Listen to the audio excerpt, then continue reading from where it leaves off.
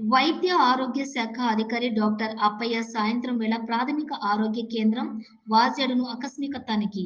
ఈ రోజు రాష్ట్ర వ్యాప్తంగా అందరి డిఎంహెచ్ఓలతో గౌరవ వైద్య శాఖ మంత్రివర్యులు శ్రీ దామోదర నరసింహారావు టెలికాన్ఫరెన్స్ తీసుకోవడం జరిగింది. ఇందులో ముఖ్యంగా రాబోయే వర్షాకాలంలో వ్యాధులు రాకుండా అరికట్టడం, కరెంట్ ఏదైనా సందర్భంలో పోయినప్పుడు ప్రత్యామ్నాయ ఏర్పాట్లు చేసుకోవడం, అలాంటి వాటిపైన డిఎంహెచ్ఓలకు తగు సూచనలు చేయటం జరిగింది.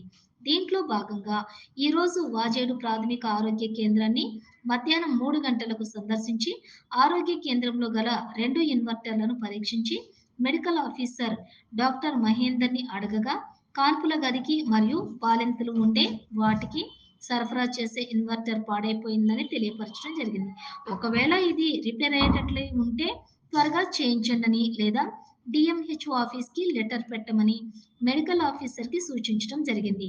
పవర్ బ్యాంక్ ఆఫ్ పరిస్థితి జిల్లా వ్యాప్తంగా మెడికల్ ఆఫీసర్ ద్వారా సమాచారం తెప్పించుకుని తదుపరి చర్యల కొరకు కలెక్టర్‌కి విన్నవిస్తామని తెలియపరిచారు.